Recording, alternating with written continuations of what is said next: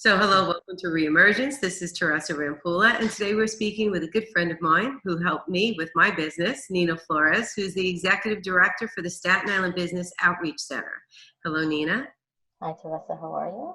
Very well, very well. Enjoying this great weather we have today, and excited to be speaking with you and the Small Business Outreach Center on what's going on within our business community. So first question I think is going to be on everyone's mind. What kind of programs do you know of right now and that you're working with that are available to small businesses? So when this first started, New York City Small Business Services had a continuity program, which was a zero interest loan. They've been overwhelmed, and they also had a grant. They've been overwhelmed with applications, so right now they're in pause. So everybody's focusing on the CARES Act. So U.S. Small Business Administration is now doing loans for businesses. It's an emergency loan with directly SBA.gov. Okay. And you can apply directly for the emergency loan. The Paycheck Protection Plan is directly with your SBA lender. So it could be with your banker. A lot of banks are now capping, but there is other financiers like Fundera.com, Cabbage with a K.com that you can also apply for the Paycheck Protection Plan. You can actually, if you have some of these email addresses, and I actually have a list I actually created, and I will share with you so you can share amongst the viewers. That would be great. All the other resources, and there's also some grants available for entrepreneurs as well. There's some women directly women-owned business grants, and there's some other grants available as well. Now, the first application, the first grant that you had mentioned, or I should say the first loan, that was up to $10,000, correct? That's the Paycheck Protection, the emergency loan, that's SBA, and that's up to $10,000, up to. So it's not directly $10,000. That's what a lot of people are getting confused about. I think that was a misconception. I think a lot of people thought it was $10,000 and that was it, and everyone got it. But it is.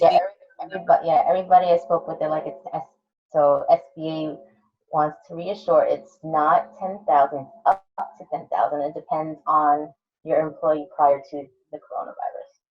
And the money, whether it be for the PPP plan, which I know is predominantly focused a lot on payroll, mostly on payroll, to make sure that you can keep your employees on staff to be able to sustain your business.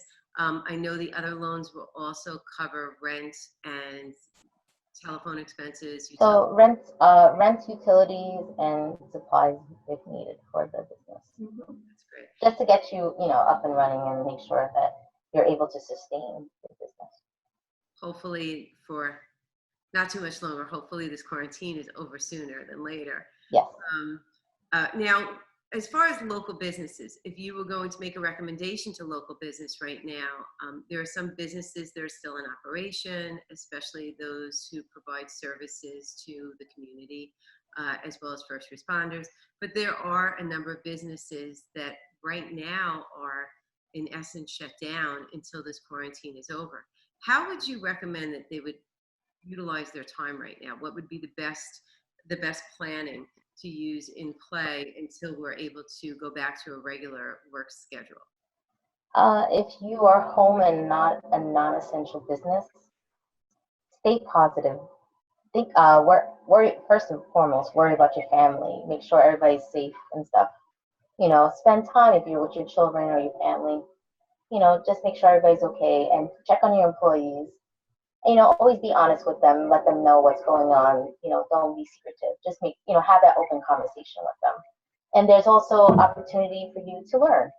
There's a lot of free classes on New York City Small Business Services website. SBA has webinars. We're all doing webinars to try to help, with this crisis. I think one of the things that you said that really spoke to me the most is keeping in touch with your employees. Yeah. When this is over, you're going to be reaching back out to them to come back and to start over and maybe kind of rebuild your business, or hopefully just go back to the way it was before, maybe a little bigger and better. But it is important to keep that relationship with the employees so they know maybe before you're prepared to open again, you might want to have them all come in and kind of have some team meetings to talk about maybe different strategies that you've used before. I know with She Media, we're working with a lot of businesses right now through She Media Reemergence to kind of reevaluate marketing plans and maybe, see if they're going to continue with the same direction or maybe try a new business model. What have you heard, maybe speaking with local businesses? Have they reached out to you, hopefully using you as a wonderful resource for them?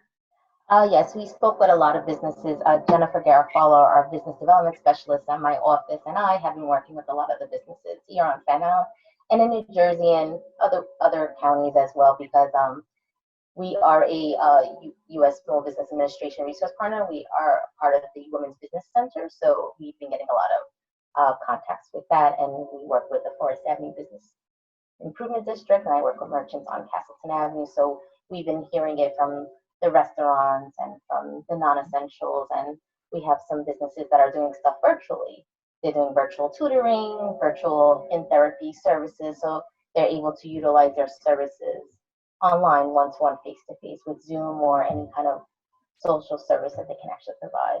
I think that's great. I think the opportunity too to have some face-to-face meetings with people, even if it is a virtual meeting, just allows us that connection that I think a lot of people are missing. Not being able. Yeah, the one-on-one, a lot like some of the businesses, like they're having tutoring. I know a lot of parents are stressed with the homeschooling, so there's a tutoring service that is available from Resource Room that they can do virtual tutoring.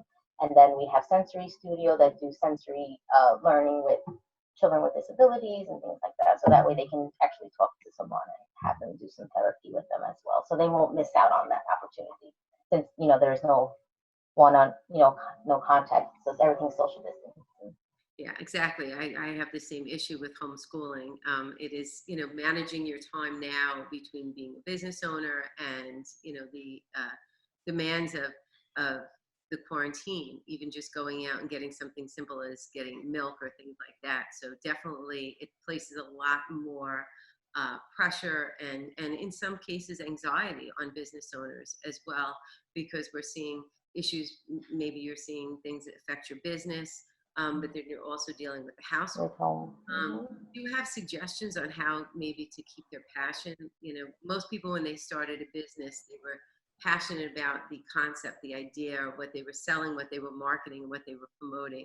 And I think right now, how do we keep that passion during this time of kind of hiatus while we're home, whether we're home working on marketing campaigns or reevaluating our business plans, but how to keep that passion alive? I think, knowledge is key. If you can research and learn new things to the trade, that's always good. And, re-looking at your business plan, looking at new ways to market. This is a new time and a new place we're living at now, so we have to look at different opportunities that are available for businesses to sell and market themselves.